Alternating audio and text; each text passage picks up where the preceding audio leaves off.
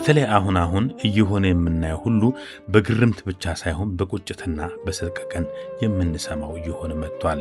ለወትሮ እንደዚህ አይነት መራራ ወንጀል ለዚያውን በእናት ላይ የሚፈጸም ጭካኔ አጋጥሞን አያውቅም ነበር። ዛሬ ግን አንዳንድ ጊዜ የሚደርሱን ዘገባዎች ለኛም ላዘጋጆቹ ፈተና ይሆኑብናል። ግን ሆኗል፣ ተፈጽሟል። ፖሊስም ፍርድ ቤትም መሆኑንና መፈጸሙን አምነዋል።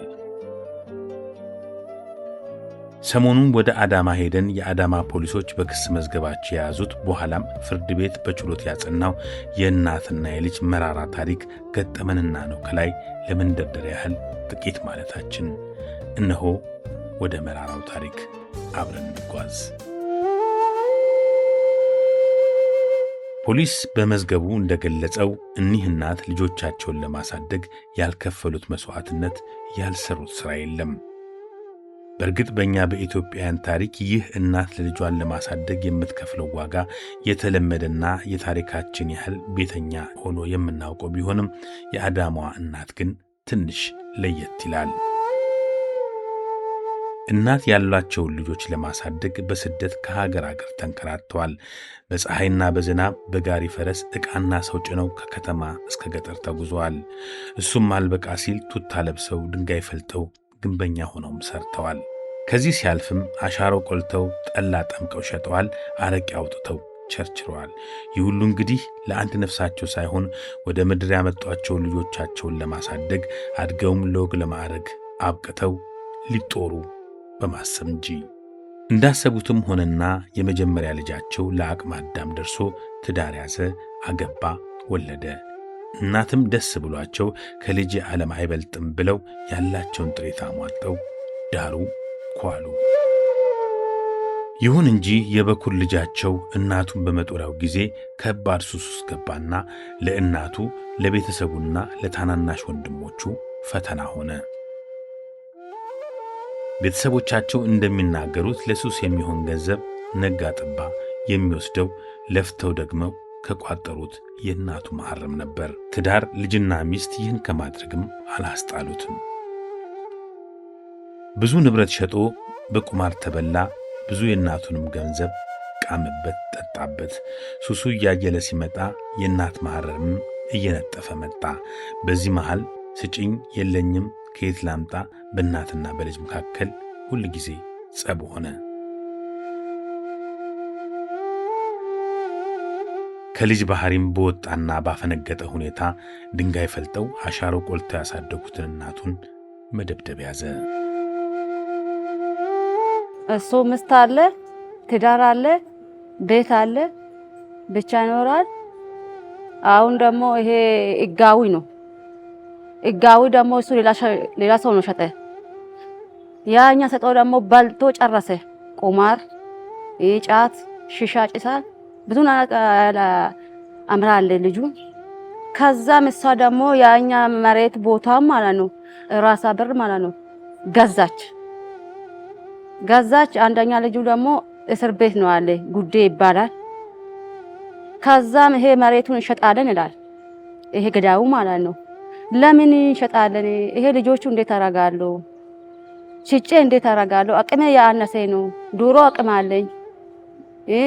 ሰርቼም ጋሪ ነዳ ነው እነሱ ያሳደገች ማለት ነው። ሰው ጋር ተንካረታ ነው እነሱ ያሳደገች። ከዛ አሁን ደግሞ አቅም የለኝም፣ ይሄን ቦታ አልሸጥም ትላለች። እቃ ምናምኑ ፍሪጁ፣ ቲቡ ምናምኑ በቃ ብዙ ነገር አላት። ሽጦ ጨረሰ ቤት ውስጥ። ከቁማር ምናምን ይጫወታል ልጁ። በቃ በጣም ሱሰኛ ነው። ማንኛ ሰው ያውቃል። ከዛም እሺ በቃ ይሄን ከጨረስ ይሄን ቦታማ አልሽጥም፣ ሲሞት ይቀበረኛል ይሄ ቦታ። ልጁም ይሄ ትንሹን ደግሞ ያድጋል ያለች ነው አባበዳ ማለት ነው። ኢቴ እኔ ወስድሻለሁ በቃ እኔ ጋር ተቀመጪ ያልኩ ማለት ነው። እሷ እዚህ ከቤት ከሄደች እኔ ራሴ አጠፋለሁ፣ ምጥቼ ወስዳለሁ አይደለም እንደ ይላል እሱ። እኔ በጣም ፈራው በቃ ውስጤ ማለት ነው። ፈሪቻለሁ። ይሄ ልጅ መጥፎ አማን ነው አለ። ታይቴ እኔ ጋር ተቀመጪ፣ ንብረትሽ ይቅር በቃ ወይ ሕግ አካል ሂጂና አመለከቺ ያልኩ ነው። ሕግ አካል ይሰማሉ። ማንኛ ሰው ደግሞ ይደበድባል እንደ ምስት ማለት ነው። እናትየዋ ሁሌ ጩኸች፣ ሁሌ ተቀሰች ነው። ማንኛ ሰው ያውቃል። ከዛ እዛችን ቀን ደግሞ ማረም ነች። ከነጋ የተኛች ቦታ በቢራ አረደ። ልጇን ያሳደገችው መጀመሪያ አውቃለሁ እኔ እዛው አብራ ማለት ነው። ስትወልድም ከሷ ጋር ነበርኩኝ። ልጇንም እኔ በደንብ ነው የማውቀው። አብሬ ነው ከኔ ጋር ነው አብሬ ያደገው። በመሃል ነው እኔና እሷ እኔ ወደ ውጪ ለስራ ሄድኩኝ። በዛ የተነሳ የተለያየ ነው ማለት ነው እንጂ ለልጆቿ ሟች ናት እሷ ሲጀመር ማለት ነው። በሷ በልጆቿ የተነሳም ነው እኔና እሷ ለረጅም ሰዓት ተጣልተን የተለያየ ነው። በጣም ብዙ ነገር አድርጋ ነው ለፍታ ስታሳድጋቸው የነበረው ማለት ነው። አረ በጣም ብዙ ስራ እስከ ከግንበኝነት ጀምሮ ማለት ነው። ግንበኝነት አሁን ታውቃለህ፣ ግንበኝነት ተሸክማ ድንጋይ ተሸክማ ከግንበኝነት አንሶ ደግሞ የከብት እርባታ ራሱ እየሰራች ይሄን ሁሉ አውቃለሁ እኔ ስታሳድገኝ። እኔ እሷን ታሳደገችኝ ይሄ ሁሉ አውቃለሁ። ልጇን ይሄን ሁሉ አድርጋ ነው ስታሳድጋቸው የነበረው ማለት ነው። በመሃል ግን እነሱ ተለያየ። አብሮ ነው የሚኖሩት መጀመሪያ ማለት ነው። ከዛም በመሃል እየሄድኩም አያታለሁ፣ ጠይቃቸዋለሁ። ኢንፎርሜሽን አለኝ እዛው በሚኖርበት አካባቢ ማለት ነው። ከዛ በመሃል በትዳር የተነሳ እሱም ትዳር ይዞ ይወጣል ከቤት ማለት ነው። በሚወጣበት ሰዓት ትታመማለች። እሷ ህመም ማለት ነው፣ ኖርማል ህመም ሳይሆን አለ አይደል፣ እኔ አስታማታለሁ፣ ቤቱ ይወስዳታል። ለካሱ ይሄ ሱስና ቁማር ምናምን ጀምሯል። ከዛ ብር ስጭኝ ይላታል። እያነሳች ያለው እጇ ላይ ያለውን ብር ትሰጣለች። በምሰጥ ሰዓት እጇ ላይ ምንም ብር የምሰጠውን ብሩ ያልቃል። ያላት ንብረት እንግዲህ ነበራት በራሷ ሰርታ የለፍታ ያገኘችው ንብረት፣ እሱን ሽጠሽ ብር ካልሰጠሽኝ ብሎ ያስፈራራታል በተደጋጋሚ። እኔ እሰማለሁ። ይሄን የምሰማ ደግሞ ከታላቅ እህቴ ነው፣ በሷ ላይ የተወለደችው ማለት ነው። ከዛ የለኝም ከየት አምጥቼ እሰጥሃለሁ እና የመጨረሻ ልጅ አላት የ12 ዓመት ልጅ ማለት ነው። እሱን ማሳደግበት ነው።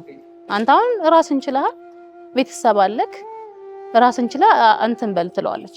በተደጋጋሚ እንግዲህ ፍራቻ ነው የሚደርስባት ማለት ነው። እንደሰማሁኝ እርጉዝም ሆና ውሃ ጀርካን ውሃ ሁሉ ጥሎባት እስከ ማስወረድ ደረጃ ይሄን ሁሉ ሰምቻለሁ እኔ በተግባር በትክክል ማስረጃ ሁሉ አለን ገና ሳይገላት በፊት ማለት ነው። ይሄ ሁሉ አርጓት ከዛም ባለ ነው እንግዲህ ወደ ግድያ ይዞራል። ቀን ስራ እየሰራች ጠላና አረቄ እየሸጠች አሳድጋ ለዚህ ያደርሳ የፈለገውን ነገር እያረገችለት መጨረሻ ላይ ለዚህ አደረጋት።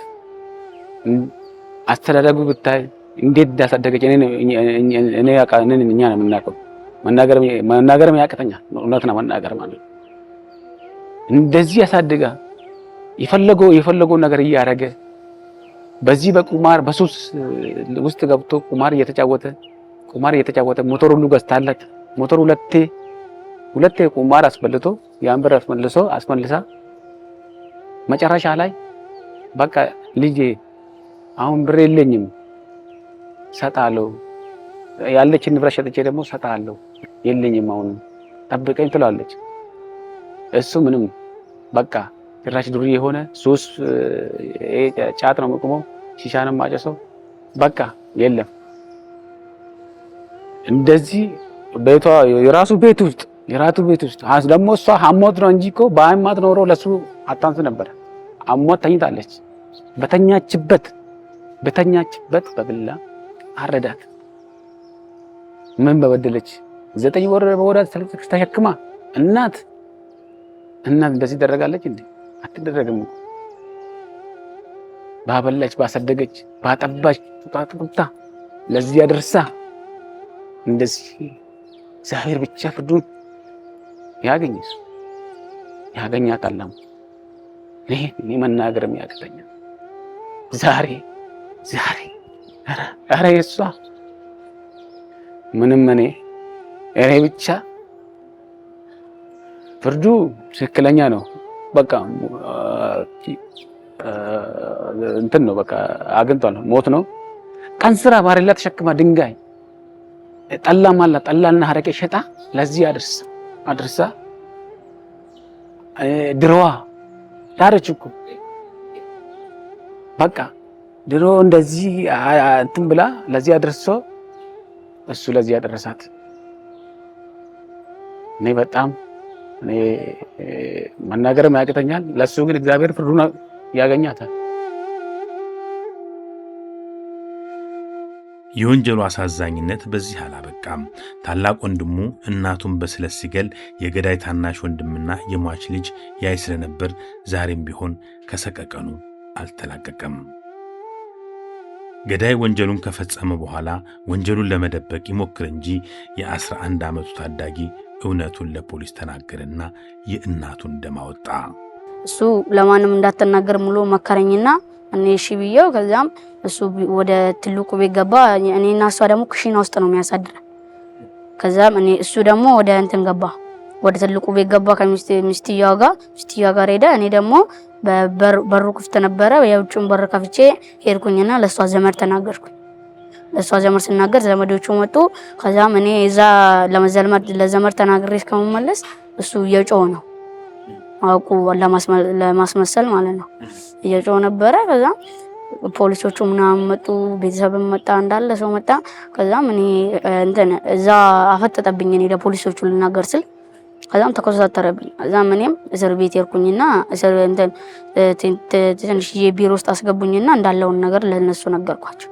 ታዳጊው እናቱ ከመሞታቸው በፊት ከገዳይ ልጃቸው ጋር አብረው በሚኖሩበት ጊዜ ይደበድባቸው እንደነበርም በእንባ ገልጿል። ከዚህ በፊትም ደግሞ እንደ ሚስትዮ አርግቶ በመጠረጊያ ምናምን ይቀጠቅጣታል።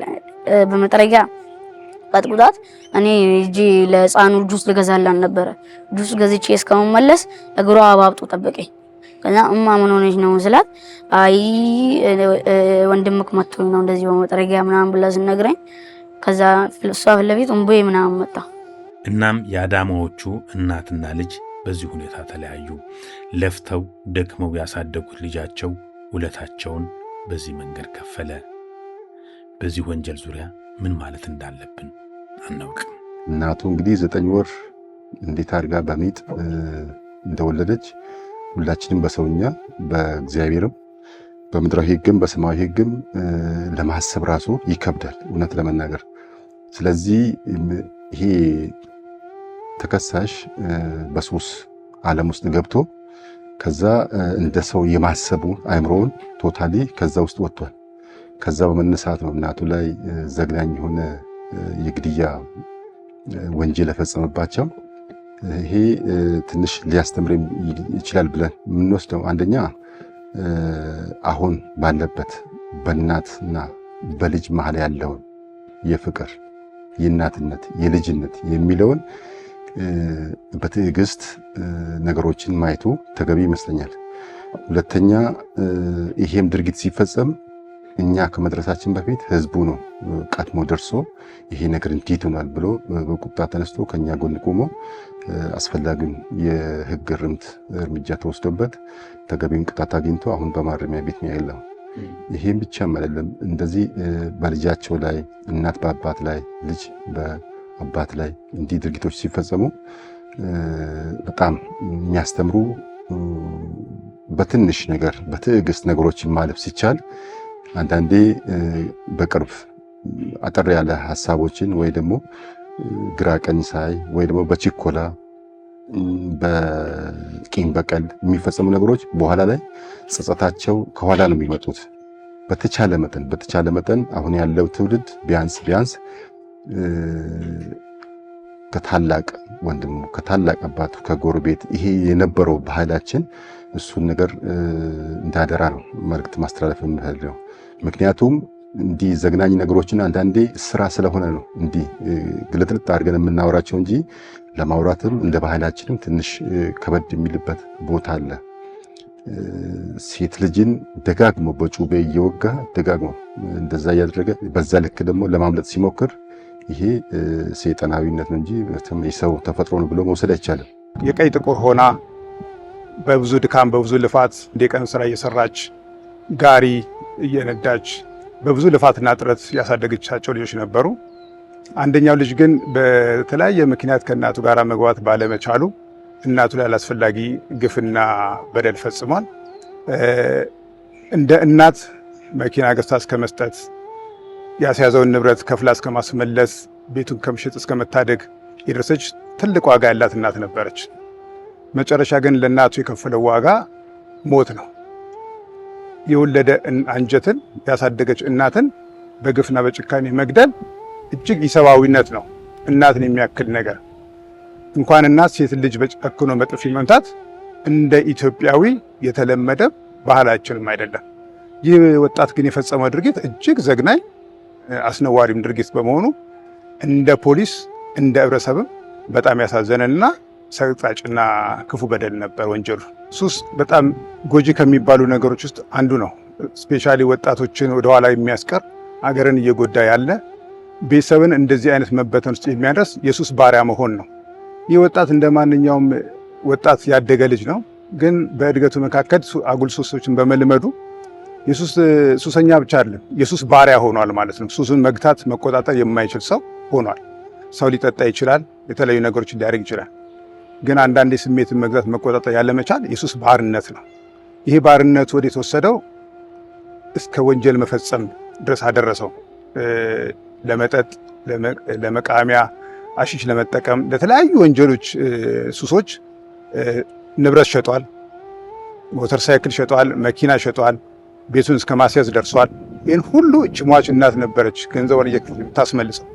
በመጨረሻ ግን ከአቅሟ በላይ ሲሆን እምቢ ባለችው ጊዜ በጭካኔ እጅግ ዘግናኝ በሆነ ሁኔታ እንደ በግ ነው አስተኝቶ ያረዳትና ኢየሱስ መጨረሻው ይሄ ነው። እሱ በወጣትነቱ ወደ ማረሚያ፣ እናትም ደግሞ ያላሳደገችውን ትንሽ ብላቴና በትና ወደ መቃብር ሄዳለች። ይህ በጣም ወጣቱን ሊማርበት አስተውሎ ሊሄድበት የሚገባ ለሀገርም ለቤተሰብም ጠቃሚ ነው።